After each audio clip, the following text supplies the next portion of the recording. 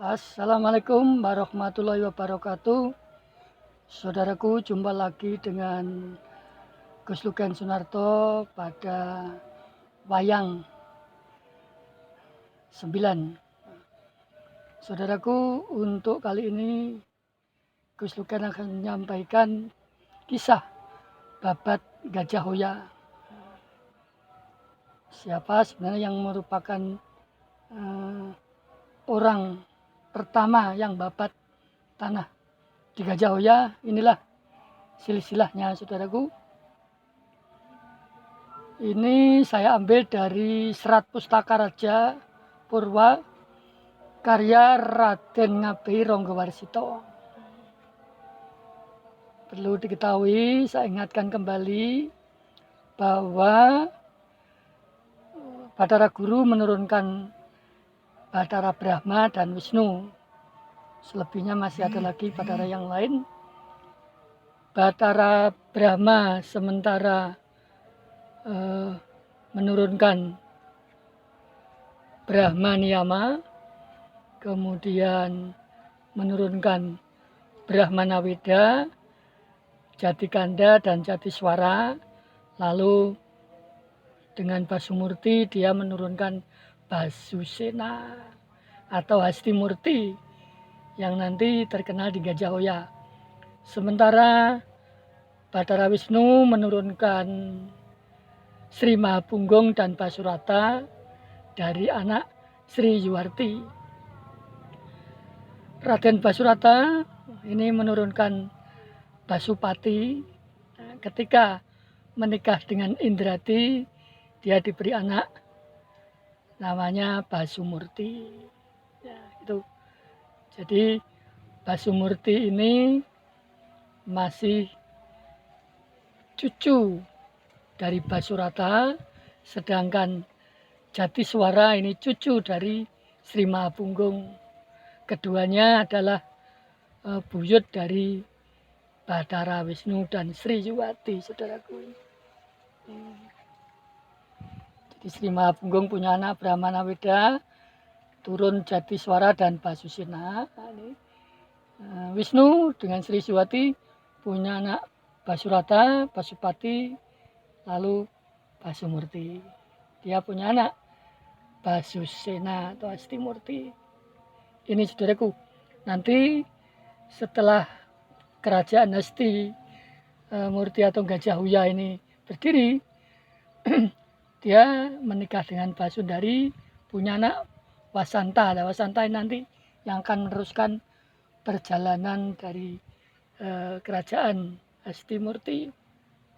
Oke, saudaraku, inilah perjalanan Raden Surata. Siapa Raden Surata? Kita lihat dari keturunan Sri Mahapunggung. Jadi anaknya dari Wisnu tadi, yang sebelah kiri ini. Sri Mahapunggung mempunyai anak Oya. Oya menikah dengan Oyi, punya anak Surata.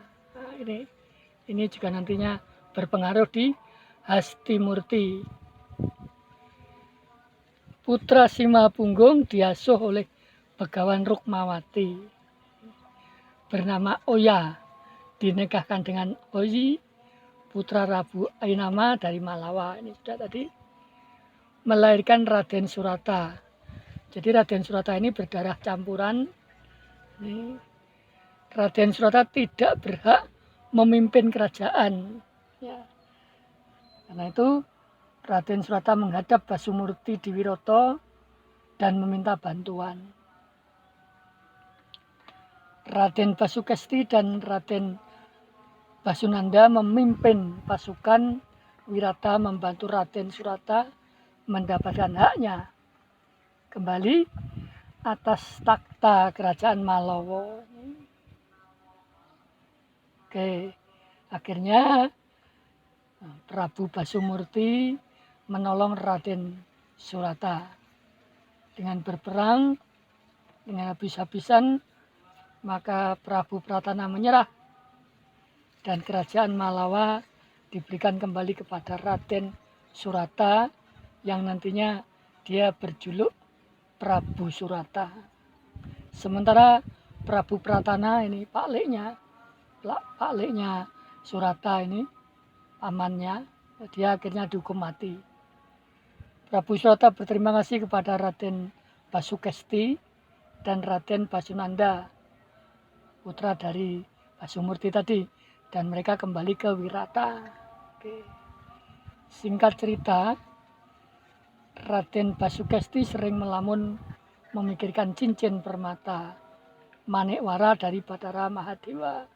Jadi suatu saat sebelumnya Raden Basukesti ketika memerangi para raksasa melawan kerajaan Wirata, dia mendapatkan cincin dari Mahadewa, karena sebetulnya raksasa itu adalah penjelmaan dari Mahadewa itu. Barang siapa yang memegang cincin itu, dia akan nanti akan bisa menelurkan raja-raja di Jawa. Kemudian Raden Basukesti menjalani taparame agar tidak berpikir ingin berontak, karena di sana kerajaannya sudah dipimpin oleh ini saudara sepupunya. Akhirnya Raden Basukesti mengembara bersama kedua abdinya, yaitu Indu dan Sindu, menolong semua makhluk yang dijumpainya di jalan, menolong siapapun yang mengalami kesusahan. Prabu Basumurti mengutus Patih Jatikondo mencari Raden Basukesti pulang ke Wirata.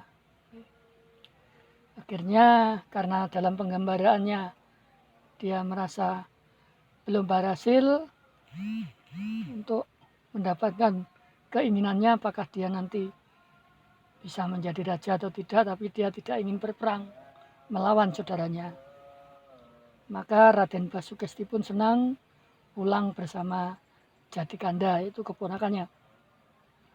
Sementara di Wirata, Raden Basukesti memangku Raden Basuseno dengan Dewi Basundari dalam acara pernikahan. Jadi Basukesti ini sebagai pamannya, dia memangku dalam pernikahan putra Prabu Basumurti tersebut. Sampai di Rata itu, kemudian setelah pernikahan itu, Raden Basuseno meminta ayahnya sebidang tanah setelah memiliki anak dari Basuderi bernama Wasanta. Ini Wasanta. Di desa Wahita terdapat 9 buah rumah berjajar indah sekali, menghadap sebuah telaga jernih yang dulu dibangun oleh Gajah Hoya. Atas permintaan Indrati atau neneknya, tanah tersebut diberikan Raden Basuseno. Maka oleh Basuseno dibangunlah kerajaan yang bernama Gajah Hoya, dan dia bergelar menjadi Prabu Hastimurti, merupakan bawahan Wirata. Patihnya adalah Basundara. Jadi Basuseno mendirikan kerajaan di Gajah Hoya dengan jejuluk Prabu Hastimurti, didampingi Patih Basundara.